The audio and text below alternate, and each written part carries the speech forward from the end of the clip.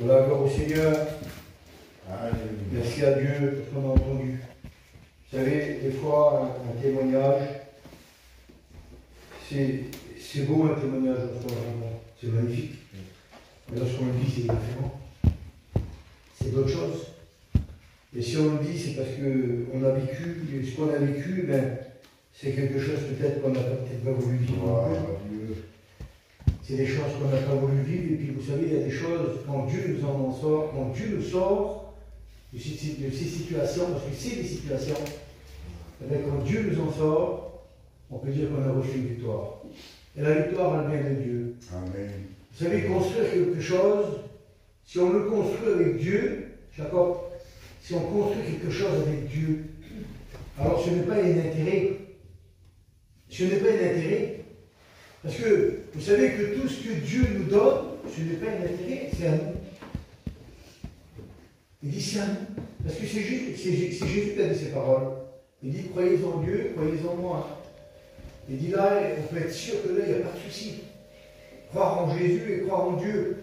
Il dit car chez moi, il dit il y a plusieurs demeures, mais c'est votre endroit. C'est ce que je vous ai préparé, que j'ai été vous préparer. Donc on est aujourd'hui, on peut dire, on est quand même placé à un niveau qu'on peut dire, on est des filles et des fils de Dieu. On est quand même proches, nous. On est quand même l'héritage.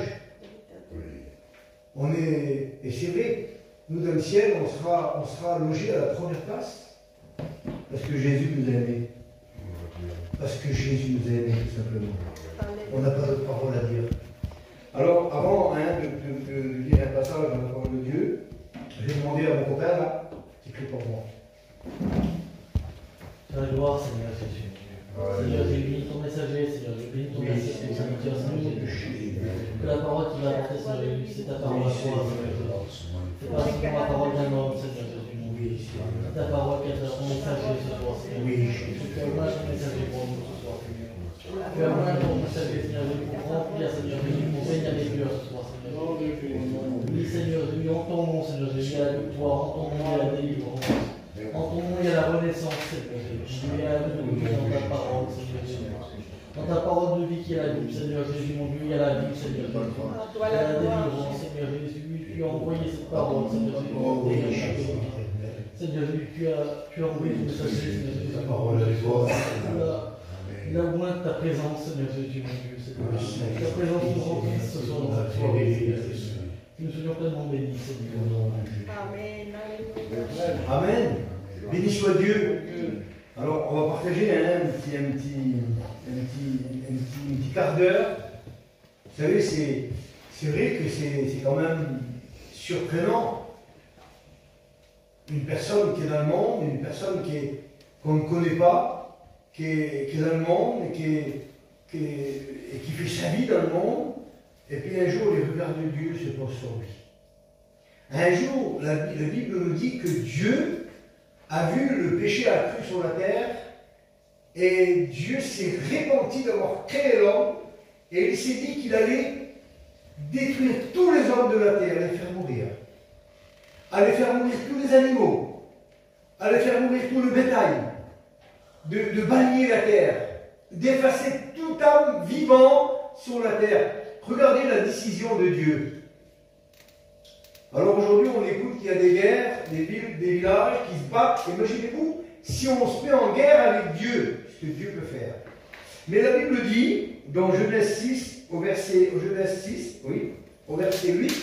il dit qu'un homme a plu à Dieu.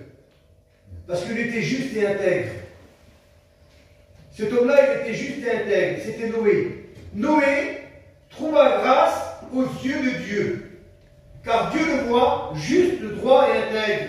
Alors le Seigneur, il a décidé de travailler avec Noé.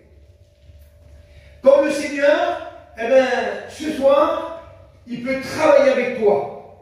Que ça soit dans une démarche, que ça soit dans ce que tu entreprends pour le Seigneur. Le petit peu que tu fais pour le Seigneur. On ne parle pas de grand peu parce que devant Dieu, il n'y en a pas des grands peu. Il n'y a que des petits peu. Vous savez, la personne qui a bâti la croix, On ne parle pas de la croix elle-même, hein, mais la personne qui l'a bâtie. Est-ce qu'un jour elle aurait pu penser que cette croix allait représenter Jésus sur toute la terre? Pourtant, cet homme qui l'a fait, il l'a fait pour un but. Pour faire du mal. Pour crucifier les gens. Pour voir des personnes souffrir. Alors qu'elle a dû la faire, il n'a pas dû penser à Jésus. Hein.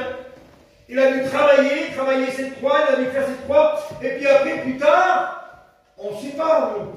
Dieu seul le sait, puis peut-être que plus tard, Dieu nous le rappellera. Peut-être que cet homme, il a rencontré Jésus en cours de route. Il a dit, mais regarde ce que j'ai fait. Ça a servi à Jésus pour qu'il meure. Mais il est ressuscité, Jésus. Et puis il y a tant à dire là-dessus. Parce qu'il y a eu un travail qui s'est fait. Et là, la Bible nous dit que Dieu a tourné ses regards vers Noé. Et Noé, il a eu grâce aux yeux de Dieu. Puis ce qui s'est passé, c'est que Noé, le Seigneur lui a demandé de faire un grand bateau, immense. Une arche. Et Dieu lui a donné les directives. Il a dit, voilà, tu la feras comme ça, comme ça, comme ça. Et Noé, il a été obéissant. Il a été obéissant à un point que Noé, il a fait tout ce que Dieu lui a dit dans les plus petits détails. Donc il a travaillé avec Dieu. Il n'avait besoin de personne. Il avait Noé, et il avait ses trois garçons, et ses trois filles et sa femme. Et là, ils ont commencé à travailler pour le Seigneur. Ils ont bâti quelque chose, ils ont fait quelque chose de merveilleux. Alors, on pourrait voir Noé en train de choisir des arbres avec ses enfants. On pourrait voir Noé en train de choisir des étoffes avec sa femme et ses belles-filles.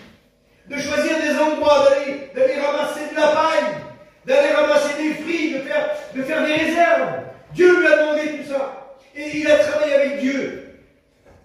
Il a commencé à construire avec Dieu. Il a fait quelque chose de merveilleux avec le Seigneur.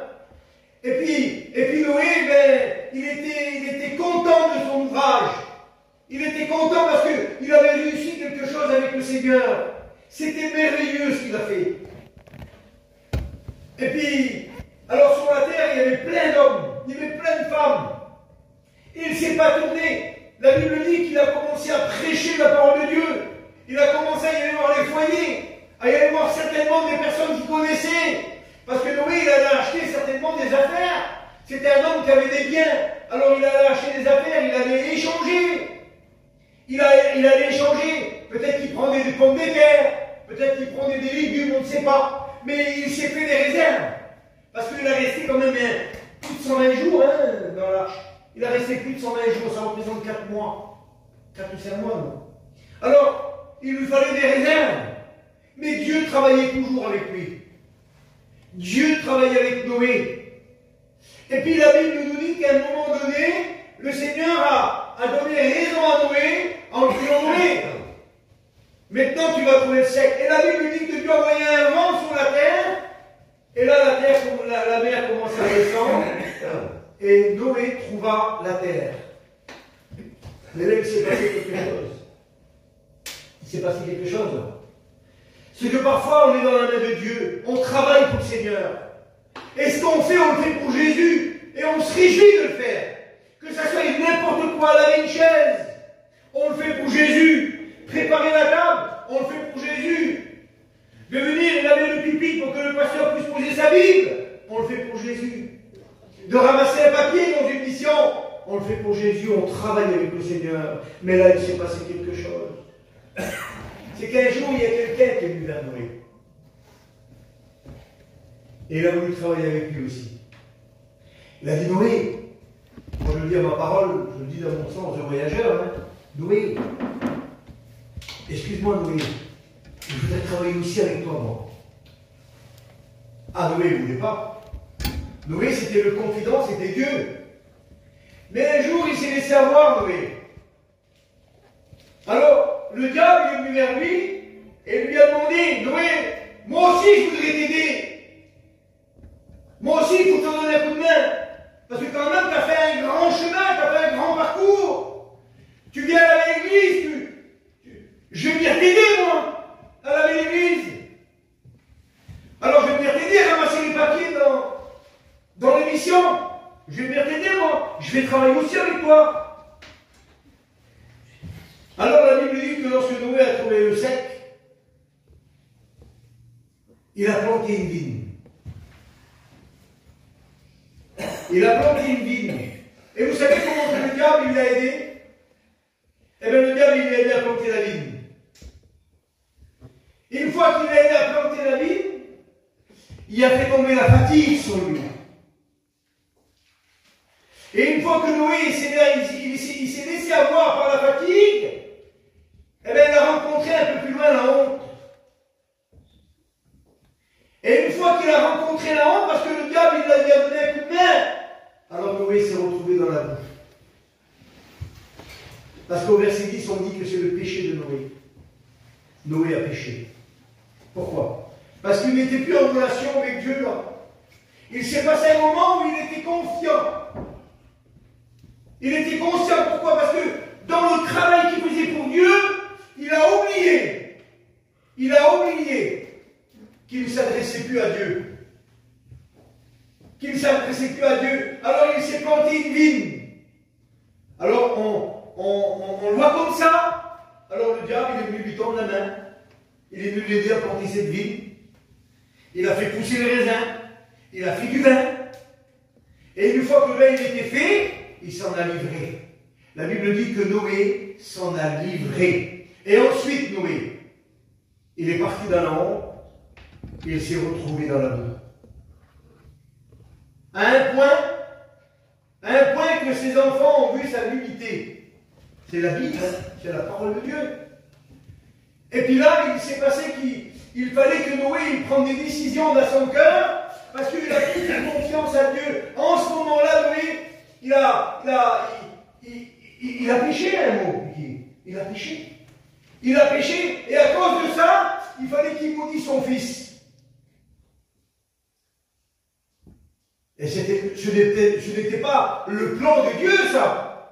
Le plan de Dieu, c'était que lorsque Dieu lui dit Noé, tu vas sortir de l'arche avec tes fils et ta femme, et les femmes de tes fils. Vous allez multiplier la terre, vous allez cultiver la terre, vous allez travailler avec moi, on va travailler ensemble avec Dieu. Mais Noé, il est parti dans cet exemple. Donc il a péché. Mais le plan du Rédempteur, le plan de Dieu, c'est ça. C'est de te rappeler de la façon et le faire avec le Seigneur. C'est ça. C'est la façon de dire, de le faire avec le Seigneur, mais de rentrer dans le contexte de ta personne. Et de dire, Seigneur, maintenant, c'est entre moi et toi. Il n'y a rien, Seigneur, entre moi et toi. Il n'y a rien. Vous savez, un jour, lorsque Jésus est sorti du désert, la Bible dit que le Saint-Esprit a envoyé Jésus dans Matthieu 4, dans le désert, pour être tenté par le diable. Et la Bible dit que lorsque Jésus est sorti du désert, il était rempli et vêtu du Saint-Esprit. Donc le Seigneur, il était encore plus fort. Pourquoi? Parce que Jésus, il est en relation avec son Père. Et même que le diable, il est venu le tenter, qu'il est venu lui proposer du pain, lui proposer la gloire, lui proposer quelque chose comme par exemple, tuer Jésus, eh bien montre-le à l'humanité. Parce que le Seigneur, il devait venir comme ça. Pour les Juifs, Jésus devait venir comme un conquérant, un homme fort, un guerrier. Mais la Bible dit que Jésus est venu sur le dos d'un âneau, l'enfant d'une ânesse. Il est rentré, il n'est pas rentré comme un roi conquérant, mais il est rentré comme un roi vainqueur, rempli d'amour, rempli de compassion. Pourquoi? Parce qu'il n'a pas arrêté la relation, l'amour qu'il avait et le dialogue avec son Père. Jésus, il était plein d'amour qu'il était parmi nous. Quand le Seigneur il était sur la terre, il était rempli d'amour. Quand Jésus est monté au ciel, il débordait d'amour. Et son amour n'a pas changé.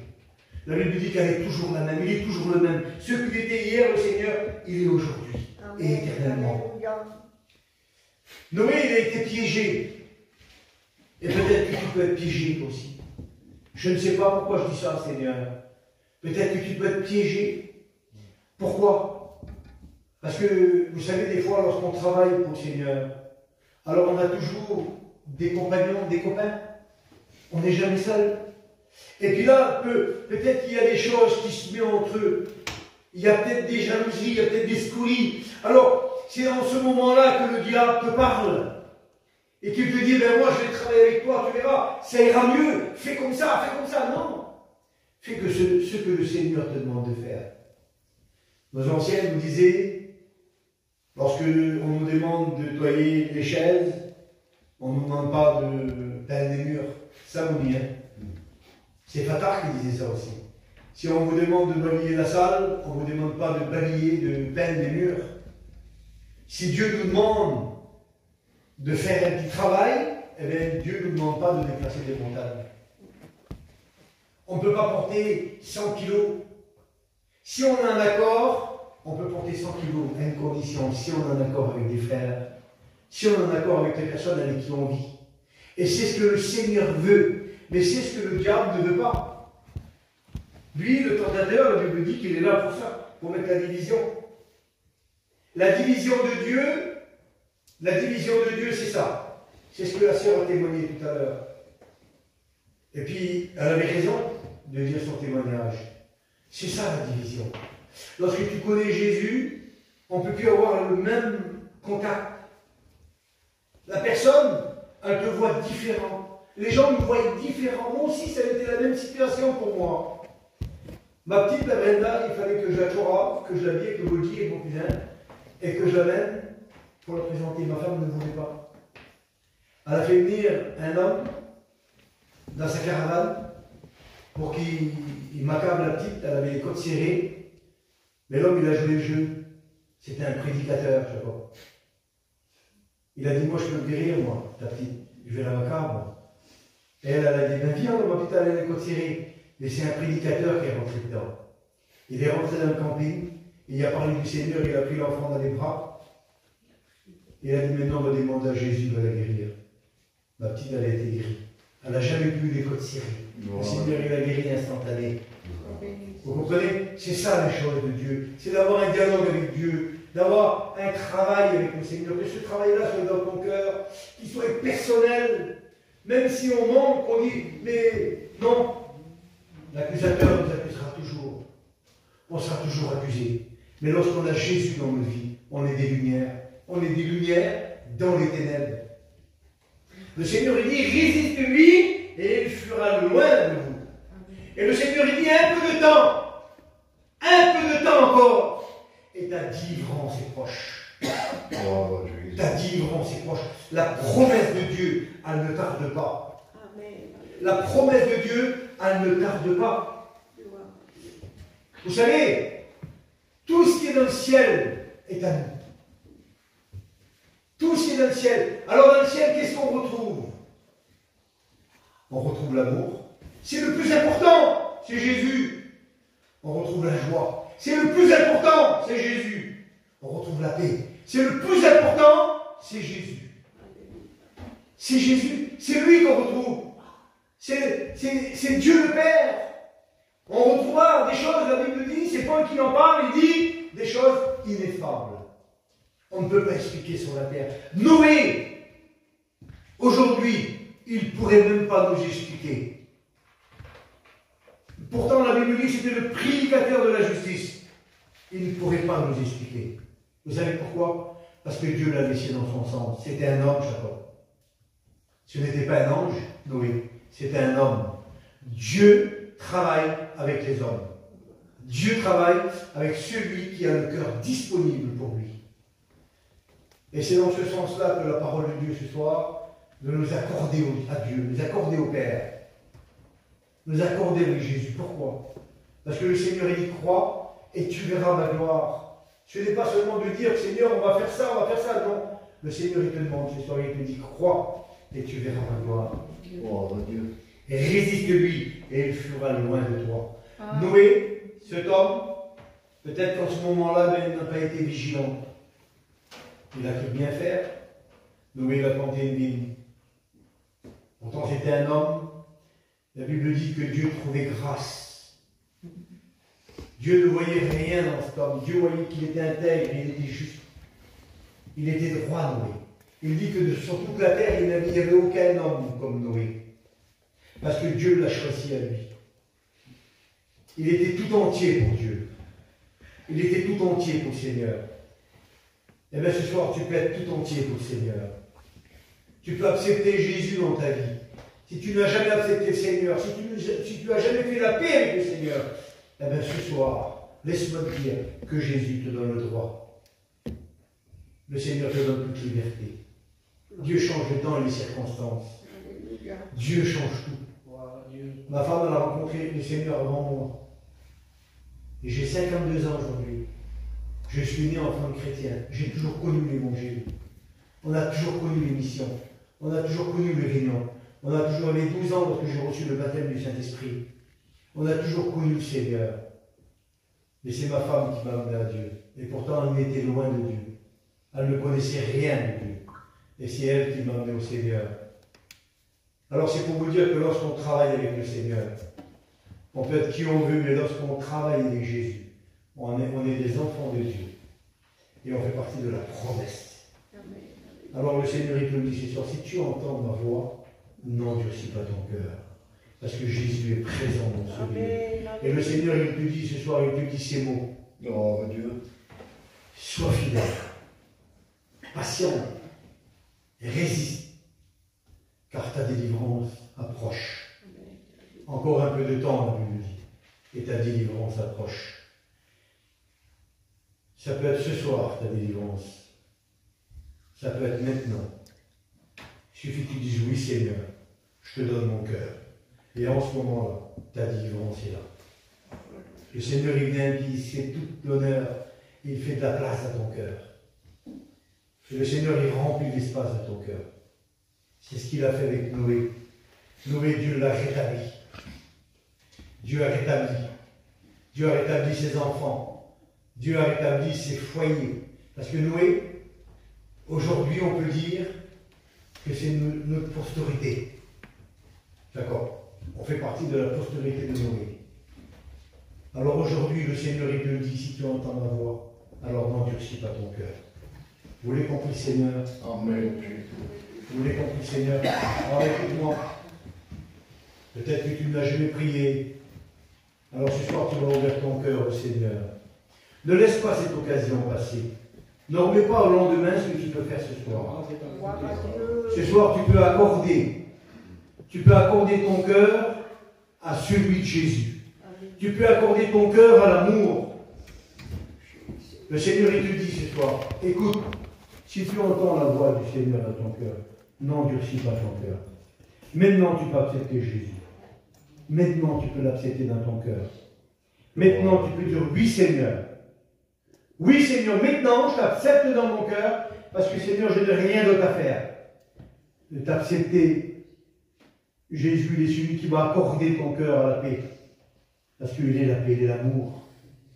Il n'est pas le créateur de l'amour, il est l'amour. Il est l'amour parfait. Il est celui qui veut visiter ta vie et ton cœur. Je vais demander à Kiki qui vient ici, qui vient, Seigneur.